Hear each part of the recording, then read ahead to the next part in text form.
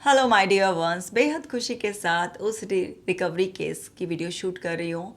और आपको ये वीडियो लास्ट तक देखना है और उन्हें ढेर सारी ब्लेसिंग्स देनी है ताकि वो आप ऐसे ही ओसीटी फ्री लाइफ को बहुत अच्छे से एंजॉय करें। अब ये जो लेडी हैं 32 ईयर्स की, इनको छिपकली से, घर में घूमने वाली चुहियाओं से और बाहर गाय से बहुत ज़्यादा डर था। एकदम इतना एंग्शियस हो जाती थी, बिल्कुल डिस्कम्फर्ट में चली जाती थी और घंटों तक साफ सफाई करना और गाय को देखने के बाद भगवान से माफ़ी भी मांगना, क्योंकि गाय को माँ कहा जाता है। छिपकली को जब भी देखती थी तो उनको ऐसा लगता था छिपकली जहाँ से भी गुजर गई है उसने सब गंदा कर दिया है। अब क्योंकि उसने गंदा कर दिया है तो सब साफ़ करना पड़ेगा, सारे बर्तन धोने पड़ेंगे, स्लेब साफ़ करना पड़ेगा। जिस रूम में भी है उसने उस रूम को भी गंदा कर दिया है। भले ही वो छत पर है, दीवार पर चल रही है, लेकिन वो पूरा रूम गंदा हो गया है, उस रूम में रखा हुआ सारा सामान गंदा हो गया है। ऐसे ही चुईयाँ भी जहाँ पर भी गुजर गई है वो सब गंदा हो गया है और उसे क्लीन करना है। गाय अगर कहीं पर भी दिख गई तो गाय को एक तरफ तो उनके दिमाग में ये था कि गाय को हम माता कहते हैं, गाय का आदर करते हैं, लेकिन दूसरी तरफ उनको कि गाय बाहर सड़क पर घूम रही है और गंदे कूड़े में भी मुंह डालती है और कुछ भी सड़क पर पड़ा हुआ खा लेती है, तो वो गाय भी अशुद्ध है, वो गाय भी गंदी है। गाय केवल वही साफ़ हो सकती हैं जो किसी के घर में पलती हैं। सड़क पर घूमने वाली जो गाय होती हैं वो अशुद्ध होती हैं। तो ये सब उनको बार बार परेशान करता था। अब देखिए, छिपकली भी आमतौर पर घर में दिख जाती हैं, चुहियाएँ भी दिख जाती हैं और सड़कों पर गाय भी मिल जाती है। अब इनका जीवन बहुत ज़्यादा मुश्किलों से घिर गया था, क्योंकि इन तीनों में से किसी को भी गायब नहीं किया जा सकता। ये तो अनएक्सपेक्टेडली कहीं पर भी मिल जाएंगे। अब इनका 8-10 घंटे सफाई में जाना, रगड़ रगड़ के कई कई बार, अगर किचन में भी साफ़ कर रही हैं तो बर्तनों को भी इतना ज़्यादा घिस घिस के साफ़ कर रही हैं, पूरा स्लेब, और सारे के सारे जो मसाले के दालों के डिब्बे होते हैं उनको भी निकालना, उनको भी सब साफ़ करना, किसी को भी छूने नहीं देना। हर इंसान जो भी इनके घर में भी आ रहा है तो उनको ये वहम था, उससे पूछना सवाल कि क्या तुमने रास्ते में छिपकली देखी कहीं, या तुम्हारे घर में छिपकलियाँ हैं। अंदर से लग रहा है कि मैं ये क्या सवाल पूछ रही हूँ दूसरे इंसान से, उसको क्या लगेगा कि घर में चूहियाँ हैं, छिपकली हैं ऐसे, या रास्ते में गायें तो नहीं दिखाई देती कोई। लेकिन इनके अंदर इतनी बेचैनी हो रही है, इतनी इनको घबराहट हो रही है कि इनको बस रिलीफ तभी मिलेगा कि मैं पूछूँ ये और सामने वाला बोल दे कि नहीं, मैंने चूहियाँ नहीं देखी है, मैंने छिपकली नहीं देखी है, मैंने गायें नहीं देखी है। तब तो घर में एंट्री मिले। और जो घर वाले थे, हस्बैंड थे, बच्चे थे, उन्हें तो बाहर से आते ही नहाना है, क्योंकि इनका दिमाग कहता है नहीं, इन्होंने पक्का गायें देखी होगी, लेकिन ये झूठ बोल रहे हैं। सिर्फ जो दूसरे लोग आने वाले थे, जिन पर इनका पूरा डायरेक्टली बस नहीं चलता था, सिर्फ उनसे पूछ करके अगर उन्होंने बोल दिया कि हाँ नहीं देखी हमने, तो मान लेती थी। लेकिन पति ने अगर बोला कि नहीं, मैंने कोई गाय नहीं देखी रास्ते में, तब भी तुमने देखी होगी, तुम झूठ बोल रहे हो, जाओ नहाओ। तब घर में एंट्री मिलेगी पूरा, कि कहीं पर बैठ सकते हैं, कुछ छू सकते हैं। खुद भी बहुत परेशान और घर वाले भी बहुत परेशान, बच्चे भी फ्रस्ट्रेट हो गए, हस्बैंड भी फ्रस्ट्रेट हो गए। आए दिन की लड़ाई झगड़ा, यहाँ तक कि मार पिटाई भी, यहाँ तक कि डाइवोर्स की बात भी, कि अगर पूरी तरीके से ऐसे पागल जैसी हरकतें कर रही है तो भाई अब अलग होने की सोच लेना चाहिए कि मैं नहीं निभा सकता पूरी ज़िंदगी, या तो ठीक हो या फिर अलग हो। इस तरीके का भी अल्टीमेटम मिल गया।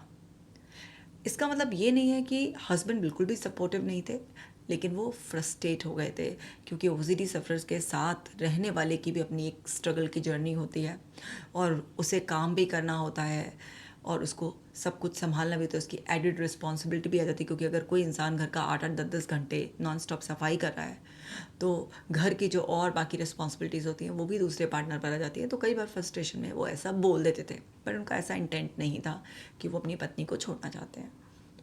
और ये लेडी भी बहुत ही ज़्यादा परेशान थी। अब समझते हैं कि हुआ क्या था, ये सब चीज़ें दिमाग में ऐसे कैसे फितूर की तरह बैठ गई।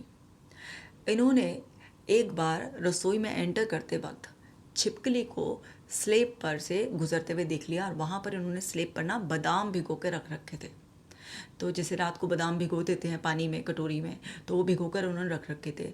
और वो जो कटोरी उन्होंने जिस उससे ढक रखी थी, तो वो उसके ऊपर का जो ढक्कन था वो थोड़ा सा हटा हुआ था, यानी कि आधा वो लटका हुआ था ऐसे स्लेब पर और आधा वो उस कटोरी के ऊपर था, इस तरह से।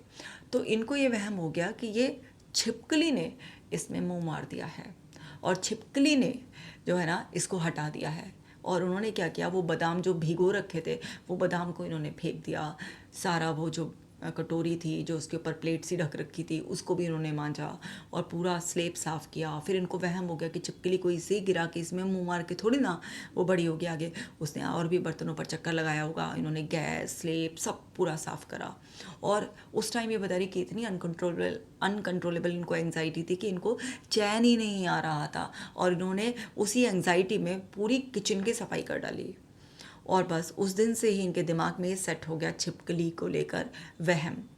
अब उस दिन के बाद इन्होंने अपनी आँख से ऐसे कुछ खाने पीने का सामान कहीं रखा है तो छिपकली को ऐसे देखा नहीं, लेकिन इनके मन में ये वहम रहता है कि आकर गुजर कर गई होगी, वो बर्तनों पे से गुजरी होगी। अब ऐसे कैसे पता चलेगा कि बर्तनों पर से वो गुजरी है या नहीं गुजरी है। तो इनका एक रिचुअल इन्होंने बना दिया कि सुबह किचन में इनको पूरी की पूरी किचन की सफाई करनी है। अब बड़ा स्ट्रगल, सुबह बच्चों का नाश्ता नहीं बन रहा है, स्कूल जाते वक्त हस्बैंड को टाइम पे नाश्ता नहीं मिल रहा है और ये अपने ऊपर कंट्रोल नहीं कर पा रही और सफाई करे जा रही हैं।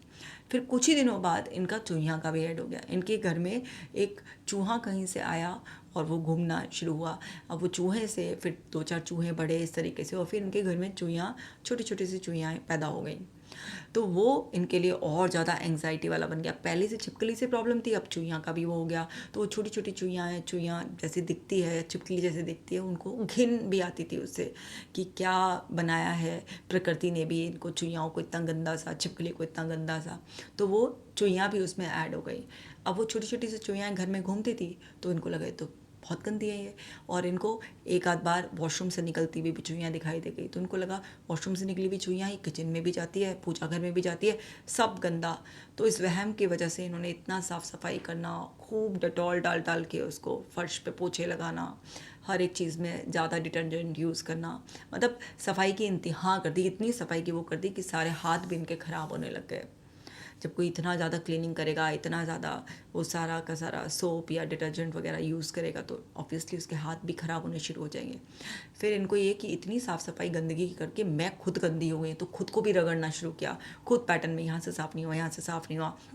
खुद के नहाने में भी इन्होंने घंटों, बच्चे भी अगर कहीं पर हैं और देख लिया कि उस कमरे में कोई छिपकली छत पर भी है तो वहाँ पर भी इन्होंने क्या है, बच्चे को भी नहलाना शुरू कर दिया, पूरे रूम को साफ़ सफाई करनी शुरू कर दी। इस तरह से खूब उपाय भी कर लिए कि भाई घर में चूहियाँ ना आए, चूहियाँ को पकड़वा दो, छिपकली को ये कुछ दीवार पे कुछ खींचने की एक दवाई आती है जिसको खींच दो तो फिर छिपकलियाँ नहीं रहती हैं वहाँ पर। जो भी इन्होंने यूट्यूब से देखकर भी जो भी टोटके करने थे छिपकली और चूहियाँ को भगाने के वो सब भी कर लिए, लेकिन अब छिपकली और चूहियाँ तो फिर भी आई जाती हैं। तो इनकी एंग्जाइटी डाउन होने का नाम नहीं ले रही थी। इनको बार बार बार बार इस तरीके से ऐसा लग रहा था कि आकर गई है पक्का से, बस मैंने देखा नहीं है। और फिर हैबिट मोड पर ना वो साफ़ सफाई करने का हो गया था। फिर कुछ दिनों के बाद इनका गाय से भी जुड़ गया क्योंकि इनके हस्बैंड इनको डॉक्टर के यहाँ ले जा रहे थे तो इन्होंने देखा कि गाय कूड़े में मुंह मार रही थी। तो वैसे तो इनके लिए गाय माता थी, लेकिन उन्होंने अपनी आंखों से देख लिया कि गाय कूड़े में मुंह मार रही है। और ऐसा नहीं कि उन्होंने पहले कभी नहीं देखा था, पहले भी देखा था, लेकिन क्योंकि अब ये ओसीडी के लूप में थी, इस बार जो देखा अपनी आंख से कि गाय कूड़े के मुंह ढेर में मुंह मार रही है, अब गाय भी इससे ऐड हो गई। और इनको इतना ज़्यादा डर लगने लगा कि अगर मैं घर से बाहर निकलूँगी तो पता नहीं मैं कुछ और भी देख लूँगी, फिर वो भी ऐड होता चला जाएगा। तो इन्होंने उस दिन के बाद से घर से निकलना भी बहुत ही ज़्यादा कम कर दिया। और अगर कभी निकलना भी है तो फिर आई मास्क लगा कर कि मैं ताकि देखूँ ही ना, या आंखें बंद कर कर निकलना है। अब वो सब चीज़ें बड़ी मुश्किल होने लग गई। तो घर में आने भी ना दे किसी को और बाहर जाएं भी ना, और घर में ही इतने घंटों घंटों तक साफ़ सफाई करना, ये सब तो ऐसे हुआ इनका कि कैसे इन्होंने छिपकली को, फिर चुईया को, फिर गायें इनकी ऐड हो। मतलब कुछ आप ऐसा देख लेते हैं, कुछ आप ऐसा सुन लेते हैं जो आपके दिमाग में बैठ जाता है। और फिर आप ऑलरेडी या तो एंग्जाइटी में किसी स्ट्रेस पीरियड से गुजर रहे थे और उस एंग्जाइटी और स्ट्रेस वाले मोड में आप ना बस उसका जो भी रैंडम आपको सोल्यूशन लगा कि ये कर ले, इससे एंग्जाइटी डाउन हो जाएगी, आपने वो करना शुरू किया और धीरे धीरे धीरे धीरे ये लूप बन गया। तो इनके साथ ये हुआ कि मैंने पूछा जब आपकी ओसीडी ट्रिगर हुई उस टाइम आप कोई स्ट्रेसफुल पीरियड से गुजर रही थी, तो उन्होंने बताया कि इनको बहुत स्ट्रेस चल रहा था अपने इन लॉज की तरफ से। वो लोग इनको बार बार कुछ ना कुछ बात पर कुछ भी सुनाते रहते थे, इनके बारे में कुछ रिश्तेदारी में भी बोल देते थे। ये बहुत ही ज़्यादा एक डिस्ट्रेसिंग पीरियड से गुजर रही थी और इनको पहले से भी साफ़ सफाई बहुत पसंद थी। इन्होंने अपनी मदर को भी देखा था काफ़ी नीट एंड क्लीन घर रखते हुए। इन्होंने देखा था इनकी मदर भी काफ़ी प्योर इम्प्योर इन सब चीज़ों में विश्वास रखती थी और साफ़ सफाई में कि भाई रसोई में जाओ तो अच्छी तरीके से साफ़ सफाई होनी चाहिए, रसोई में नहा कर भी जाना चाहिए और खूब अच्छी तरीके से बर्तन वर्तन सब साफ़ करने चाहिए। जितना रसोई में जो है ना अच्छी तरह से साफ़ सफाई रखी जाती है उतना घर में बरकत होती है। इस तरीके भी इनकी जो है ना पुरानी कंडीशनिंग थी। तो साफ़ सफाई से लगाव इनको पहले भी था, लेकिन ऑब्सेसिव वे में लगाव नहीं था इस तरीके से कि ऐसे कि इनको टॉर्चर हो रही है ये, कि नहीं भी मन करा या पता भी है कि इतनी साफ़ सफाई करने की ज़रूरत नहीं, लेकिन फिर भी जैसे रोबोट बन गए, कोई है अंदर से ज़बरदस्ती डंडे की नोक पे कह रहा है कि नहीं करना है। इस तरीके की हालत हो गई है। तो अब इस तरह से इनका सब ओसीडी शुरू होगा और इनकी जो हालत थी वो बहुत ही ज़्यादा हेल्पलेस, रोना बट सफाई करते जाना, रोना सफाई करते जाना, भूखे रहना। मतलब आप ये देखिए कि कोई इंसान 8-10 घंटे लगातार सफाई कर रहा है तो भूख प्यास सब पता है, सब कुछ और ज़्यादा ख़राब हो रहा है और 8-10 घंटे कोई लगातार सफाई करेगा उसके बाद उसकी बॉडी की यह हालत होगी, एग्जॉस्ट हो जाएगा बुरी तरीके से, फिर थक के जो है ना पड़ जाना, कुछ खाना पीना नहीं। कभी किसी ने पूछ लिया घर में, क्योंकि हस्बैंड नहीं थे बच्चे थे, तो किसी ने पूछ लिया तो कुछ खा लिया, नहीं तो कई बार ऐसा है 15-15 16-16 घंटे कुछ नहीं खा रही हैं, तो इससे और कंडीशन ख़राब हो रही है। बाथरूम भी आ रहा है लेकिन हिम्मत नहीं हो रही है कि मैं इतने टूटे हुए शरीर के साथ पड़ी हूँ, मैं उठकर बाथरूम भी चला जाऊँ, तो बाथरूम को भी घंटों घंटों तक रोकना कितना पीड़ादायक होता है। और ऊपर से घर वाले समझते हुए भी शुरुआत में तो समझते नहीं हैं और जब तक समझ में आता है काफ़ी देर हो गई होती है और बहुत सारे शब्द चुभने वाले ऐसे उस इंसान ने सुन लिए होते हैं, उसके साथ मार पिटाई तक भी हो जाती है। अधिकतर घरों में ऐसा हो जाता है, तो वो और उसके लाइफ में पेन ऐड करता रहता है और घर वाले भी, इनके ससुराल वाले भी उनको पागल करार करके और अपने इनके हस्बैंड को, अपने बेटे को यही मोटिवेट कर रहे थे कि भैया तू इसको छोड़ ही दे, तो पागल है, हमें तो शुरू से ही पता था इसमें ये कमी है वो कमी है, इस तरीके से। तो ऐसे इनका जो दर्द है वो बढ़ता ही जा रहा था। अब इनकी शुरुआत में दवाई भी दिलवाई इनको, लेकिन दवाई से भी इनका ओसीडी कम नहीं हो रहा था। थोड़ी एंजाइटी कम हो जाती थी लेकिन इनके दिमाग में फितूर वही रहता था, तो प्रॉब्लम सॉल्व नहीं हो रही थी। तो फिर इनके हस्बैंड को किसी ने सलाह दिया कि भाई इनकी थेरेपीज़ वगैरह कराओ। तो इस तरह से ये मेरे पास जब आए तो इनका जो एंजाइटी का लेवल था वो इतना हाई था कि एक्सपोज़र का तो नाम लेते ही इनको ऐसा डर लगता था कि बस मौत दे दो, कोई एक्सपोज़र मत कराओ, इतना बुरी हालत इनको लगती थी।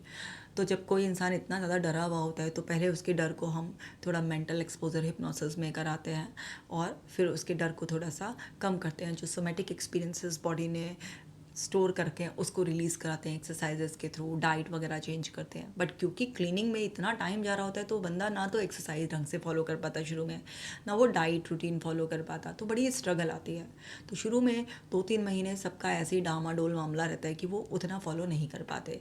तो ऐसे में हिप्नोथेरेपी का सहारा लेकर उन सारे एक्सपीरियंस को जो बॉडी ने स्टोर कर लिए हैं उसको रिलीज़ कराया जाता है ईएफटी, इमोशनल फ्रीडम टेक्निक से, होपोनोपोनो प्रेयर से, बहुत सारी इस तरीके की जो हीलिंग मोडालिटीज़ होती हैं उन सब का इस्तेमाल करके और स्पेशली हिप्नोथेरेपी से उनकी बॉडी के एक्सपीरियंसेस को चेंज किया जाता है। वेगस नर्व रिलैक्सेशन की एक्टिविटीज़ कराई जाती हैं, ब्रीदिंग मेडिटेशन जितना भी हो रहा है उतना करने के लिए इनक्रेज किया जाता है।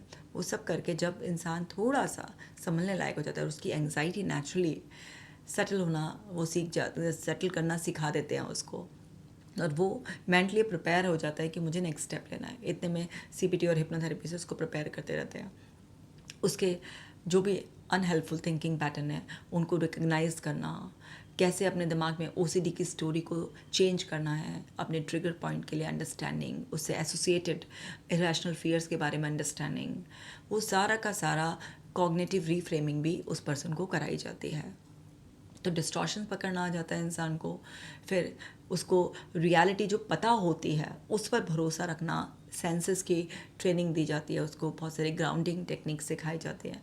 और उस सब ट्रेनिंग के साथ साथ उसको कि जो आ रहा है दिमाग में, जो वहम आ रहा है उसे आने दो, उससे फाइट मत करो। उसकी प्रेजेंस में भी आप अपनी एंग्जाइटी को नेचुरल वे में डाउन करना सीखो और कमिटेड रहो कि आपको ये कंपल्सिव एक्शन नहीं लेना है, बल्कि आपको वो एक्शन लेने हैं जो नॉर्मली लेता कोई भी इस सिचुएशन में।